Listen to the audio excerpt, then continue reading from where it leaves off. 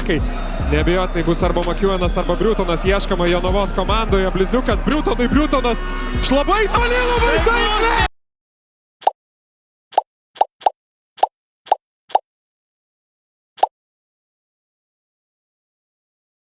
Jei būtumėm kalbėję apie LKL zono favoritus, prieš jam prasidedant, tikriausiai išgirsime tas pačias kalbas apie lygos grandus kaip Žalgiris, Rytas, Wolves, galbūt Lietkabelis.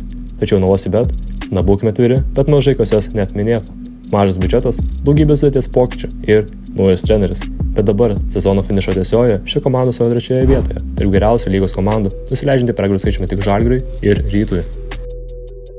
Šitas sezonas tai ne tik apie pergalės skaičių, tai pasakojimas apie netikėtumą, apie tylų pasiryžimo projektą, kad pinigai dar negarantuoja charakterio, kad sistema gali būti stipresnė už žvaigždes, kad mažas miestas gali sukurti didelį triukšmą. Jonava ne sostinė, ne milijoninis miestas, bet tai klubas, kuris šį zoną skubėjo apnuoti visus lūkesčius. Gerai, sustokime. Kas iš tikrųjų yra ši komanda? Įkurta vos 2009 metais, bet iki 2021 metų ne kartą nežaidęs aukščiausioje LKL lygoje. Vos prieš keletą sezonų jie buvo nacionalinė krepšinio lygoje, o šiandien jie kanasi kaip lygiaverčiai su tais, kurių biudžetai iki kitus yra didesni.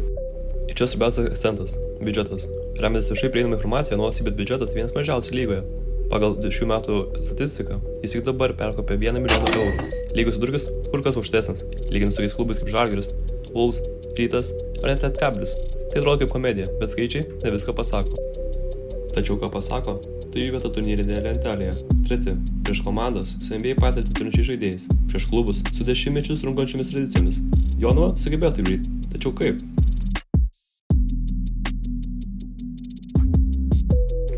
Jonavai viskas prasidėjo nuo nulio. Komanda prieš zoną nupurtė žemės drebėjimas. Virginijus Šeškus, žmogus, kuris ilgą laiką buvo neatsiejamas nuo Jonavos, atsisveikino su klubu.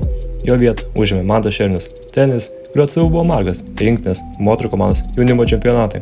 Ir tada komplektacijos etapas. Tai buvo nesubtilus patobulinimas, tai buvo visiškas rebuildas. Komanda paliko pagrindiniai žaidėjai Edvinas Šeškus, Strahinė Mičovičius, Justas Formanavičius, Rainas Larsonas, Diana Garitas, Osmanė Drame ir kiti. Iš esmės visa pagrindinė sudėtis. Atrodė, kad laukia nekoks sezonas. Naujas treneris, nauji žaidėjai, mažas biudžetas, viskas apie 90, galbūt net 8 vieta. Ir tuo metu labai daug nekas galėjo įsivaizduoti, kad ši komanda bus viena tarp lygos lyderių. Jonavos komanda ant popieriaus nėra pati patraukliausia, neturi jokių garsenybių, žvaigždžių ar garsių pavardžių. Tačiau komanda ieškojo neįvertintų žaidėjų, kurie aikštelėje buvo pasiruošę duoti viską, žaidėjų, kurie buvo nurašyti ar nežinomi, bet visi norėjo kažką įrodyti.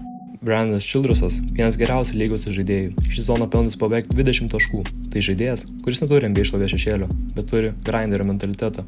4,6 rezultatyvaus perdavimo, 18,5 naudingumo balo, solidus pataikymo procentas, bet svarbiausia, jis valdo tempą, jis kontroliuoja žaidimą, kaip senas pianistas spaudžia klavišus.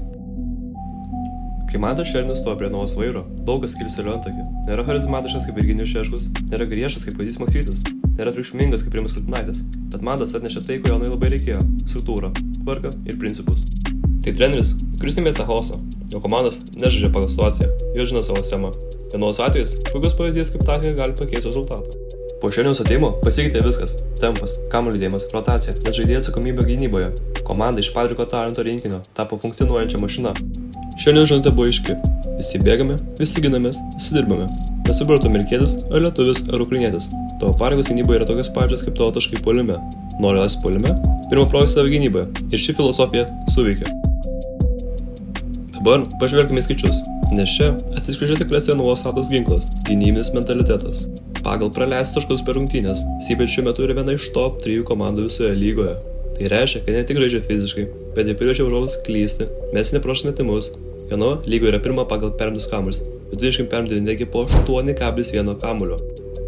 Toliau, Jonava puikiai kovoja dėl šokio su kamuolių, tiek puolime, tiek gynyboje. Tai leidžia jiems gauti daugiau atakų ir kontroliuoti tempą. Tai rodo, kad šita komanda nevagia pergalių. Jie jas išsikovoja. Jie nepasitikė sėkme, o pasitikė struktūrą.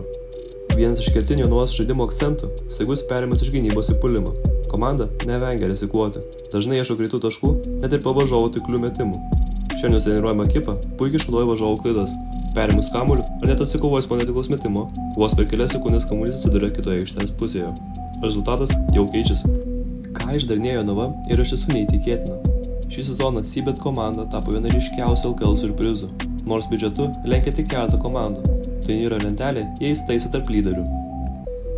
Tikrai nedaugelis tikės, kad ekipa, turinti vos 8 pagal dydį biudžetą, gebės mesti iššūkį grandams.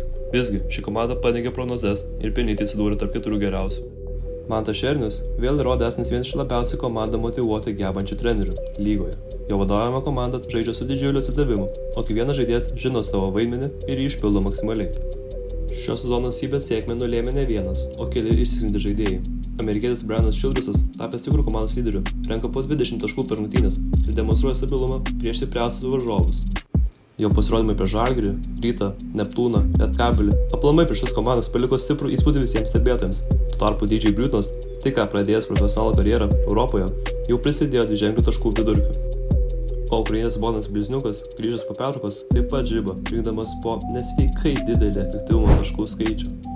Atrodo, kad Šernius sugebėjo atrasti talentą ten, kur kiti net nesidairė. Sezonui artėjant prie pabaigos, Jonava turi realių šansų išsaugoti vietą ketvirtį. Savo lentelės kaimynus Lietkabelį jie jau nugalėjo 3 kartus ir kol kas turi 2 pergalių skirtumą.